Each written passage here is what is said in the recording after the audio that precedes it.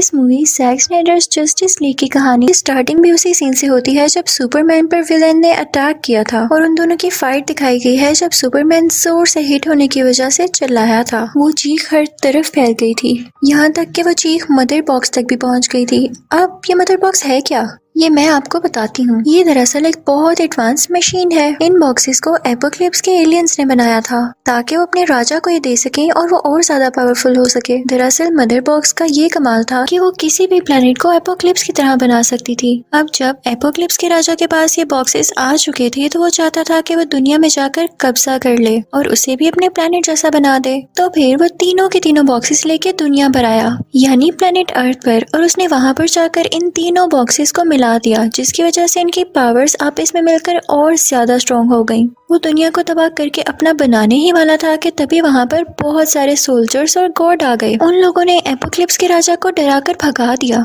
जल्दी में उनके मदर बॉक्स यहीं पर रह गए। अब उस वक्त प्लेनेट अर्थ में 3 अलग अलग किंगडम्स थे। उन लोगों ने फैसला किया कि हर किंगडम एक बॉक्स अपने पास रख लेगा। उन किंगडम वालों ने इस बॉक्स का बहुत ख्याल रखा कि कहीं ये खुल ना जाए। उन लोगों ने इन बॉक्सेस को काफी सेफ जगह पर छुपाया हुआ था। आज तक कोई इन बॉक्सेस को हाथ नहीं लगा सका था और ना ये बॉक्सेस खराब हुए थे। इसी के साथ कई 100 साल, कई 1000 साल गुजर गए। उस बॉक्स की वजह से कोई तबाही नहीं हुई और ना ही कोई ऐसा आया जो उस बॉक्स को हिला सके अपनी जगह से। लेकिन फिर इस दुनिया में आया सुपरमैन। फिर अचानक से सुपरमैन की डेथ हो गई। किसी को इस बात का यकीन नहीं था और अचानक से इस चेंजिंग से उन बॉक्स में हलचल होना शुरू हो गई। वो बॉक्स अपने आप मूव करने लगे। उसी दौरान एक किंगडम के पास पड़ा हुआ बॉक्स खुल गया और उससे बाहर आया सींगों वाला एलियन, जो कि एपोक्लिप्स के राजा ने चुना था। लेकिन इस एलियन में और एपोक्लिप्स के राजा में कोई बहस हो गई थी और राजा ने इसे अपने प्लेनेट से ये कहते हुए निकाल दिया था कि जाओ, तुम तब तक इस प्लेनेट में नहीं आ सकते जब तक कि दूसरे प्लेनेट्स को ना जीत लाओ। और अब जबकि मदर बॉक्स से बाहर आ चुका था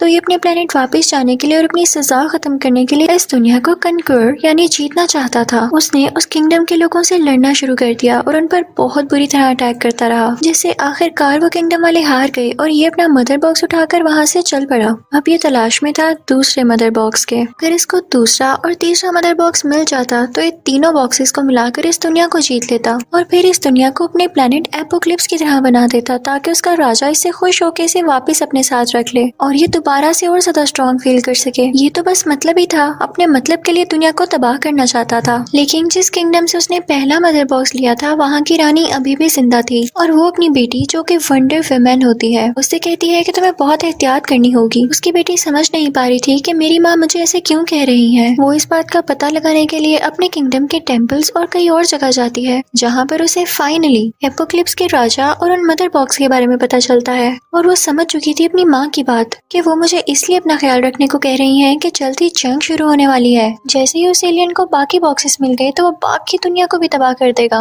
वो फौरन से जाती है बैटमैन के पास और उसे सब कुछ बता देती है। बैटमैन कहता है कि मैं जानता था ये एक न एक दिन जरूर होना था, क्योंकि सुपरमैन के मरने के बाद ये लोगों को जंग का मौका मिल गया था। ये लोग हम पर अटैक करना चाहते हैं लेकिन भूल गए हैं कि हम में भी स्ट्रॉन्ग लोग मौजूद हैं अभी, और इसीलिए मैं अपनी एक टीम बना रहा हूँ जिसमें काफी स्ट्रॉन्ग लोग हैं जो इन लोगों के खिलाफ लड़ेंगे, एपोक्लिप्स के राजा के खिलाफ। बैटमैन और वंडर वुमन ये डिसाइड करते हैं कि हम दोनों स्ट्रॉन्ग तो हैं ही, तो क्यों ना हम और भी ऐसे लोग ढूंढें जो कि हमारी तरह सुपर पावर्स रखते हैं। फिर हम लोगों के लिए एपोक्लिप्स के राजा से लड़ना बहुत आसान हो जाएगा। अब वो दोनों इस कोशिश में चल पड़ते हैं। तभी उनको मिलता है एक्वामैन और वो उसके पास जाकर उसे सारी बात बताते हैं। लेकिन एक्वामैन कहता है कि मैं इसमें इंटरेस्टेड नहीं हूँ। वो कहता है कि मैं तुम लोगों का ग्रुप ज्वाइन नहीं कर सकता। फिर वो दोनों वहाँ से एक यंग लड़के फ्लैश के पास आते हैं जो कि खुशी खुशी उनका ग्रुप ज्वाइन कर लेता है।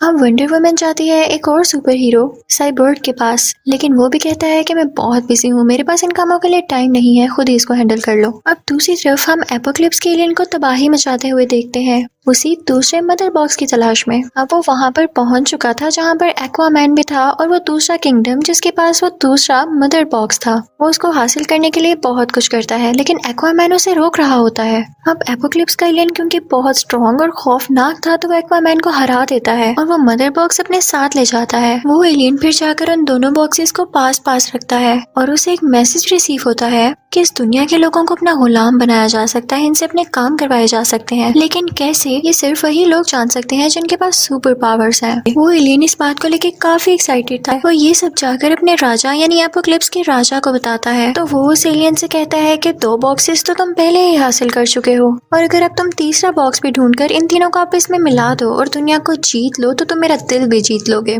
वाह, कितना मतलबी था एपोक्लिप्स का राजा। राजा उससे कहता है कि जैसे ही तुम वो तीनों बॉक्सेस हासिल कर लोगे तो मैं दुनिया पर आ जाऊंगा ताकि सब लोगों को अपना गुलाम बनाया जा सके और वो हमारे काम में रुकावट यानी हर्डल न बने। अब एपोक्लिप्स के उस एलियन को बहुत उम्मीद थी कि राजा मुझे वापस एपोक्लिप्स में बुला लेंगे, तो वो हर पॉसिबल कोशिश करता है उस बॉक्स को हासिल करने के लिए। लेकिन वो तीसरा बॉक्स कहाँ पर था किसी को कुछ पता नहीं था। इस बात की वजह से उस एलियन को गुस्सा आने लगता है। अब वो पहले और दूसरे बॉक्स के पास जाता है और उसके आसपास जितने भी लोग थे वो उनको किडनैप कर लेता है और पकड़ के अपने पास ले आता है। दरअसल ये लोग किसी लैब के मेंबर थे, उसी लैब के मेंबर जो कि इन मदर बॉक्स पर रिसर्च कर रही थी। इस लैब का हेड साइबर्ग का फादर था। वो एलियन उन सब लोगों से उस तीसरे बॉक्स के बारे में पूछने लगता है और बहुत गुस्सा करता है, लेकिन किसी को भी उस तीसरे बॉक्स के बारे में कुछ भी नहीं पता था। इवन वो तीसरा बॉक्स जहाँ पर पड़ा हुआ था इतने 1000 सालों से, वो अब वहाँ पर भी नहीं था, क्योंकि उसे अब ले गया था साइबर्ग जो कि लैब हेड का बेटा है। वो उस बॉक्स को कहीं पर छुपा देता है क्योंकि वो ये नहीं चाहता था कि वो एलियन ये बॉक्स ले जाए। अब दूसरी तरफ जब बैटमैन को ये पता चलता है तो वो वंडर वुमन और फ्लैश के साथ वहाँ पर आता है।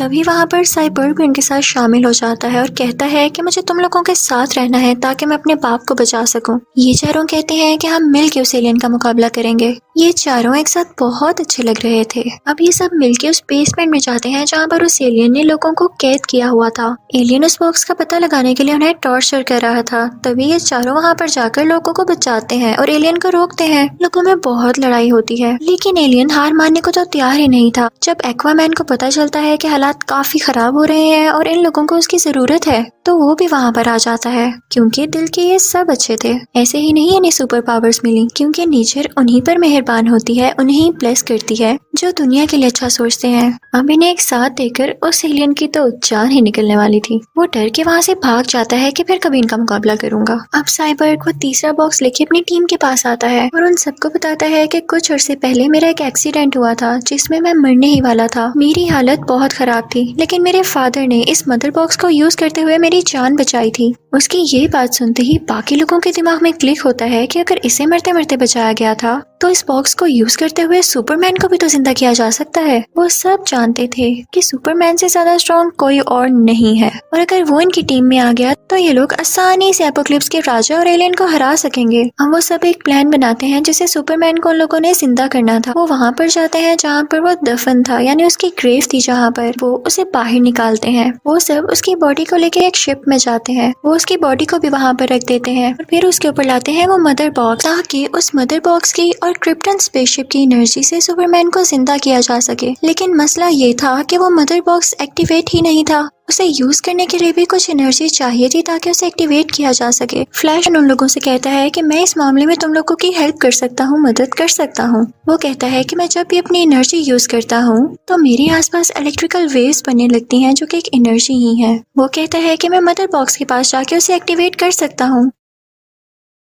लेकिन वो जब ये करने वाला होता है तो स्पेसशिप उसे वार्न करती है कि ऐसा नहीं करो, ये खतरे वाला काम हो सकता है। साइबर्ग इस बात को लेकर काफी परेशान हो जाता है और स्पेसशिप पर हाथ रखता है, जिसकी वजह से उसे फ्यूचर के कुछ विजन्स आने लगते हैं। वो देखता है कि एपोक्लिप्स का राजा इस दुनिया में आ चुका है और वो सब लोगों को मार रहा है। इसके साथ साथ उसने सब सुपर हीरोज को भी जान से मार डाला है, लेकिन उसने सुपरमैन को नहीं मारा था। उसने उस राज का पता लगा के सुपरमैन को अपना गुलाम बना लिया था ताकि उसके अंडर काम करे। फिर सुपरमैन और उस राजा ने मिलकर इस प्लेनेट अर्थ को एपोक्लिप्स की तरह ही बना दिया था और बाकी सब कुछ तबाह हो गया था। जब साइबर्ग सब कुछ देखता है तो उसे अपनी आंखों पर यकीन नहीं आता कि उसने क्या देख लिया है। वो जोर से चिल्लाता है कि ऐसा नहीं करना, नो। फ्लैश को लगता है कि उसने कहा है कि डू यानी करो, तो वो अपना काम करने के लिए आगे बढ़ता है। जैसे ही उस मदर बॉक्स के पास जाके अपनी एनर्जी निकालता है तो एक्टिवेट हो जाता है। अब स्पेसशिप की एनर्जी और वो एनर्जी मिलकर सुपरमैन को जिंदा कर देते हैं। वो इस दुनिया में जिंदा होकर आ तो गया था, लेकिन उसे अपने पास्ट का कोई भी वाकया याद नहीं था, उसे कुछ भी याद नहीं आ रहा था।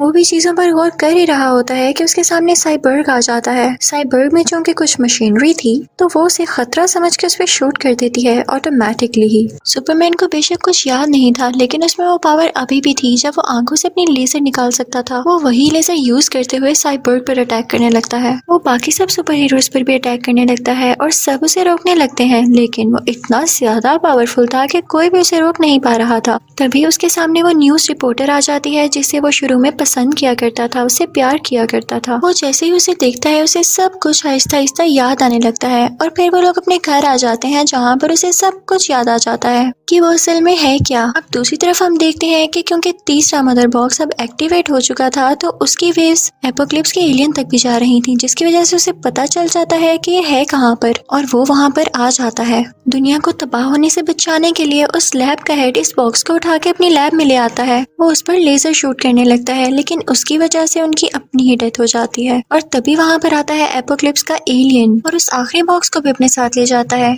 जहाँ पर उस एलियन ने वो 2 मदर बॉक्स रखे हुए थे, उसने वहाँ पर एक शील्ड बनाई हुई थी जिसके अंदर कोई भी नहीं जा सकता था और इसीलिए साइबर्ग भी उन बॉक्सेस को ढूंढ नहीं पा रहा था, लोकेट नहीं कर पा रहा था। अब क्योंकि वो तीसरा बॉक्स इतना ज्यादा गर्म हो चुका था कि उसे ये लोग थर्मल मैप पर डिटेक्ट कर पा रहे थे, यानी इतनी हीट निकल रही थी उसमें से। सुपरमैन सोचता है कि मरते हुए उसका पुराना सूट तो तबाह हो चुका था, तो वो अब की बार अपने ड्रेस के लिए ब्लू की जगह ब्लैक कलर चूज करता है। दूसरी तरफ हम देखते हैं कि बाकी के सुपर हीरोज उस जगह पर पहुंच चुके थे जहाँ पर वो बॉक्स था और वो एलियन भी आ चुका था। सब लोग उस एलियन को ऐसा करने से रोकने लगते हैं और उसकी आर्मी पर अटैक करने लगते हैं। साइबर्ग उस एलियन को रोक रहा होता है कि कहीं वो तीनों बॉक्स को आपस में मिला ना दे, लेकिन साइबर्ग यहाँ पर खुद को वीक महसूस करने लगता है क्योंकि उस एलियन से लड़ते लड़ते उसकी पावर कम रह गई थी। यहाँ पर फ्लैश तेजी से पूरे शहर में उड़ने लगता है ताकि वो चार्ज हो सके और अपनी पावर साइबर्ग को दे सके, लेकिन इसी दौरान ही उस पर एक डीमन अटैक कर देता है जिससे फ्लैशमैन की एनर्जी सारी की सारी वेस्ट हो जाती है और साइबर्ग को भी एनर्जी नहीं मिल पाती, जिसकी वजह से वो भी वीक ही रह जाता है। अब यहाँ पर तीनों मदर बॉक्स एक हो चुके थे, एक साथ मिल चुके थे, लेकिन तभी वहाँ पर सुपरमैन भी आ जाता है जो उस एलियन से काफी लड़ता है और उसे नीचे गिरा देता है, उसे काफी जख्मी कर देता है।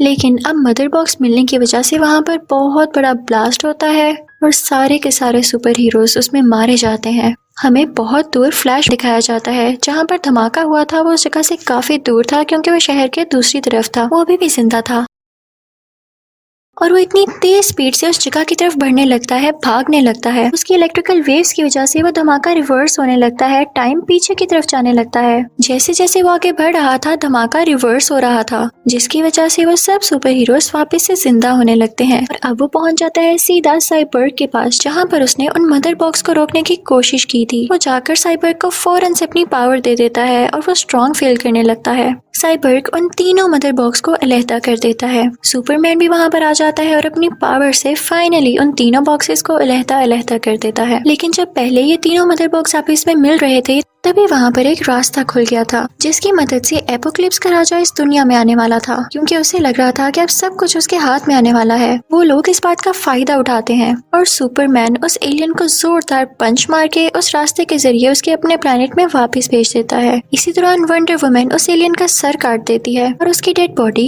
एपोक्लिप्स के राजा के सामने जाकर गिरती है। इसी के साथ से वो पोर्टल यानी वो रास्ता फौरन से अपने आप बंद हो जाता है। इस बात की वजह से एपोक्लिप्स के राजा को बहुत गुस्सा आता है क्योंकि उसका प्लान अब फेल हो चुका था, अब वो दुनिया में नहीं आ सकता था क्योंकि मदर बॉक्स डिस्ट्रॉय हो चुके थे। तो सारे के सारे सुपर हीरोज काफी खुश थे कि उन्होंने उसको डिफीट कर दिया था, उस राजा को और एलियन को हरा दिया था। सबसे बड़ी बात, उन्होंने दुनिया को बचा लिया था। बैटमैन सोचता है कि अगर कभी दोबारा उस एलियन ने, जो कि राजा दोबारा भी बना सकता है, हम पर अटैक करने की कोशिश की तो हमें तैयार रहना चाहिए। वो उसके लिए एक जगह देखता है जहाँ पर रहकर वो लोग ट्रेनिंग करने वाले थे। फिर हम देखते हैं कि इस काम को रोकने के लिए बैटमैन का एक दुश्मन एक आदमी से बात करता है कि तुम्हें बैटमैन को खत्म करना होगा, इस रास्ते से हटाना होगा। अब की बार बैटमैन को एक ख्वाब आता है, या यूं कह लें कि उसे भी विजन आता है कि सुपरमैन बहुत बुरा बन चुका है और एपोक्लिप्स का राजा इस दुनिया में फिर से आ चुका है और उन दोनों ने मिलकर दुनिया पर राज कर लिया है। लेकिन साथ ही वो अपने इस ख्वाब से जाग जाता है। वो बाहर जाकर देखता है तो वहाँ पर एक एलियन खड़ा होता है।